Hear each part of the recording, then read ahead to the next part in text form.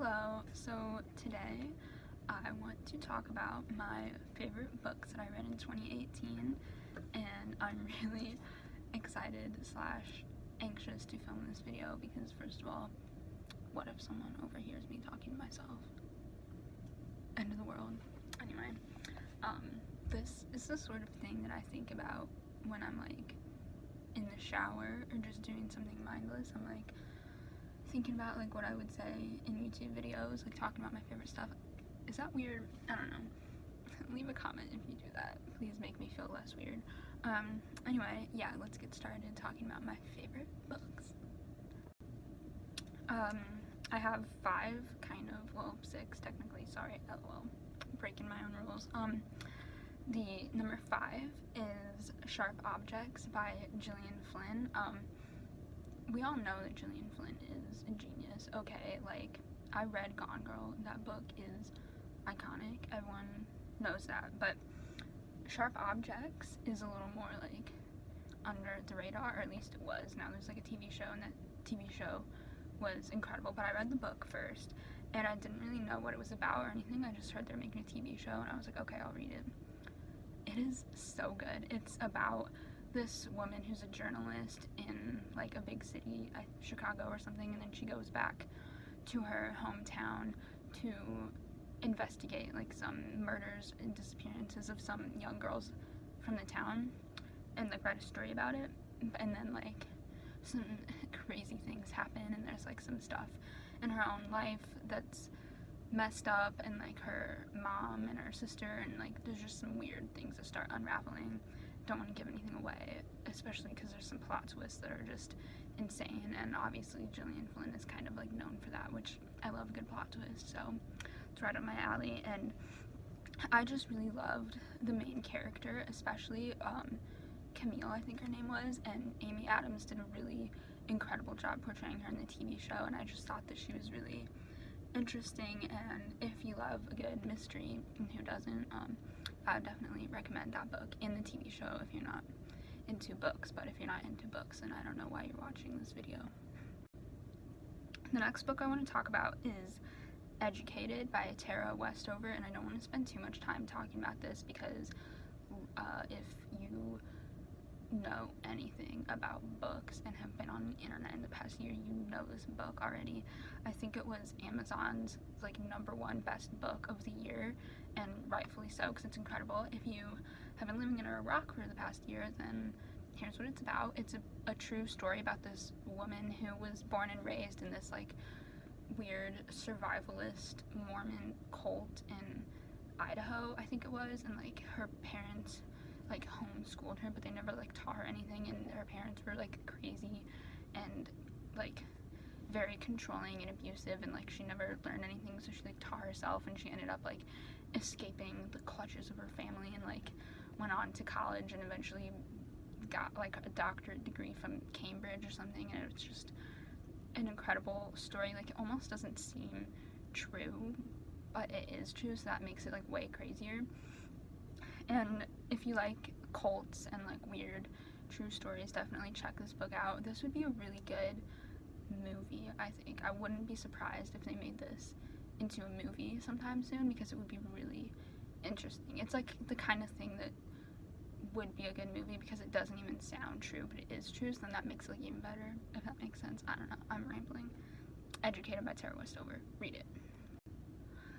My next book is actually 2 books. I'm combining them into one little entry because it's by 2 books by the same author, John Boyne.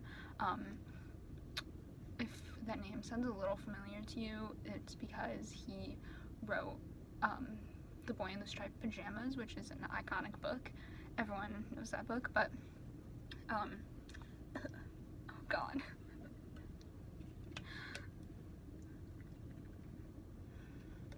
Stay hydrated, folks. Anyway, John Boyne's books. I read 2 of his books last year that I'm including. The first one is The Heart's Invisible... Can I speak? The Heart's Invisible Furies. This book was really popular in 2017, I think. Yeah. It's about this guy. It's like one of those books that doesn't really have like an exact plot. Oh my gosh, sorry. It doesn't have an exact plot, really. It just sort of like follows this one guy throughout his entire life. This character named Cyril Avery, I think it was, from like the time when he was like, his mom was pregnant with him and she like got kicked out of her town for like being pregnant, all the way to like the end of his like his time in like boarding school when he had like a big crush on one of his friends, to like his adult life and some struggles that he faced there, all the way to like when he dies. And it's just really interesting because it's set in like the early 20th century in Ireland, and it talks a lot about like Catholicism and homosexuality and like all of these really like tough issues that people in Ireland faced at the time. And it was just really interesting to me. This book is one of those books that you just love for the characters. I thought most of the characters in the book were really like real. Like when I was reading it, it just felt like this author like knows what it is like to be a human, you know what I mean? That, I don't know if that made any sense, but like I haven't gone through any of the things that these characters have gone through, and yet I relate to them because it's just like more of a human story than a really like plot driven story. It's really good. I think it made me cry a couple times. And then the other book by him is called The Absolutist, and this one made me cry too. I would say this book is more of a plot driven story than a character driven story. It's about this guy named Tristan Sadler who was in World War I, and then he comes back, and his like main goal is to like get some letters to the sister of his best friend who was in the war with him, who died. And like along the way it just like split into two like alternating parts, like him talking to the sister and then like flashbacks to what happened in the war. And there's like this one thing that happened in the war that's like alluded to at the beginning, and like you keep like building up, and then you find out what happened, and you're like, oh my god, shook. Like I remember distinctly there's one scene in this book, I was laying in my bed reading it, and I was just sobbing. It is so sad and like just real. Like I feel like John Boyne has a definite gift for writing about like places and events and experiences that you've never heard of or even like heard about or know anything about, but he writes them and it just feels like you're there, like you're in it. It just feels so real. Like I didn't know anything about World War I before reading this book, and it's not really like historically based that much or anything, I don't think, but like it just felt so real to me, and that's why I was crying so much reading this book, because it's just so good. I don't know, I just want to read all of his books. He wrote a new one at the end of last year that I really want to read, but I'm too stubborn to pay full price for a brand new book, so I'm waiting until I can get it from like the library onto my Kindle. And I placed a hold for it, and it said it's gonna take 6 months to get it to me, to get through all the people on the list before it gets to me. So check back in August for my review of A Ladder to the Sky by John Boyne, because that's probably when I'm gonna get it. My next book is a total 180 from the last ones that I talked about. It's Perfume, The Story of a Murderer by Patrick Suskind. I first got this book, well, I only wanted to read this book initially because Ben Whishaw is the star of the movie version of it, and we all know how much I love him, so yeah, I'm gonna read this book. I still haven't seen the movie, and I honestly, while I was reading it, I forgot that he was in it. That's how just iconic and incredible this book is, because it totally just takes you to another place. Like when you're reading it, you can't even think about anything else because it's so immersive. It's about this guy, I'm not even going to try to attempt his name because it's French. My French is not there yet. I'm on Basics 2 on Duolingo in French. I have not learned names yet, but anyway, it's about this guy in France who's born with like the most powerful sense of smell ever, basically, and he sets out to create a perfume out of the best scent that he's ever smelled, which is the scent of a young virgin woman. Bro, that's not okay. this book is just jaw-dropping. It's intense. It's riveting from start to finish. You really just feel like you're there, and it's so weird because I've never like read a book that talks about scents or smells, and like no one has. But like this book is like somehow you can smell the book. Like I don't know. It's just so much about scents, and you just really feel like you're there and you can smell it, and that's why I don't understand how the movie could be any good. Like I'm sorry, but I don't have much faith in the movie being as good as the book, because how can you like translate a scent into like a movie? Like how can you? I don't know. But I'm gonna watch it one day. Maybe I'll make a review of it once I watch it. I don't know. But anyway, it's so, I don't know, like it's just really a page turner for sure. I think I read it in like less than a week because I was so obsessed with it, and the ending especially is so like bizarre. Like if I told you what happens at the end, you wouldn't believe me because it's so crazy. But like if you've read this book, you know what I mean. Like there's two things at the end that happen that are so bizarre. Like if you take them out of context, you're like, what? But then when you're reading it, you're like, oh yeah, that sounds like a thing that could happen. Like the climactic scene and then the very end are just so, like, two of the most powerful and amazing scenes that I've ever read in a book. It's just, oh gosh, it's so good. I want to read it again. But I need to stop rereading books. I need to read more books, or else a year from now when I make this video, it's going to be the exact same video. My number one favorite book that I read last year, this may not come as a surprise if you know me at all, The Song of Achilles by Madeline Miller. Oh my gosh, I can't even like talk about it without dying inside.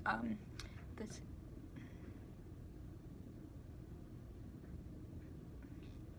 someone's in the hallway.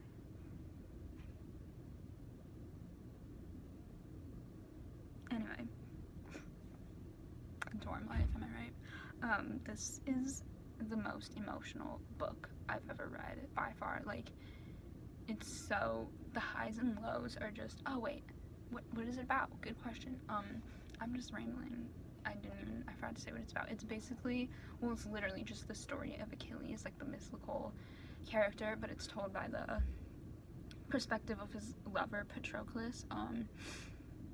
It's just so sad and so happy at the same time, and when I read it, I had no idea what was gonna happen, or like, I thought I knew what was gonna happen, but what I thought was like the exact opposite of what did happen. So when the ending comes, it was like doubly shocking to me, because it's like the exact thing that I thought I knew was not gonna happen, if that makes sense. I don't know, but you definitely need to read it, and if you read it and if you don't know the story of Achilles at all, then don't look it up, because you definitely just need to like experience it in this book, because it's really an experience. And the highs and lows emotionally of this book are so powerful. Like there's some moments that are like so happy and nice, and then there's some moments that are just so sad you just want to crawl up into a ball and die. And this book will stay with you for a really long time. Like I would just, for like a couple weeks after I read it for the first time, I would just be chilling, and then I would think about it, and I'm just like, oh god, oh no, why? And I reread it at the beginning of this month, and it was just as sad. And then like, it's a really good book to reread, because then you can like pick up on the little hints and like foreshadowings of like what's gonna happen later that you didn't pick up on the first time you read it. Like I'd be reading it for the second time and I'd come across a line and I'd just be like, oh my god, no, you did not just say that. Like it's not okay. And I would definitely recommend for you to read this book in like the spring or summer, because it's really just got those vibes, you know, like when they're on the mountain and on the beach, like you can really feel like the summery vibes. That's really dumb, but that's just what I thought. I read it last spring and it was really perfect for when like the weather starts getting warmer. Am I the only one who like picks books based on like certain seasons or whatever? I don't know. Maybe that's weird, but that's me. So that's my list of my favorite books I read in 2018. I have a couple honorable mentions, but these books are really famous, both like in general, and if you follow my Finsta, you know I've screamed about these books enough, like you don't need to hear it again. But Cloud Atlas by David Mitchell, definitely one of my favorite books of all time, but I've talked about it so much in my life, like I just don't even care to talk about it anymore. Like, it's good. Everyone knows that I like that book, so like just you don't need to hear me talk about it again. And also The Girl with the Dragon Tattoo by Stieg Larsson. I don't know how to pronounce that, but again, everyone knows it's a good book. Everyone knows that I like it. You don't need to hear me talk about it again.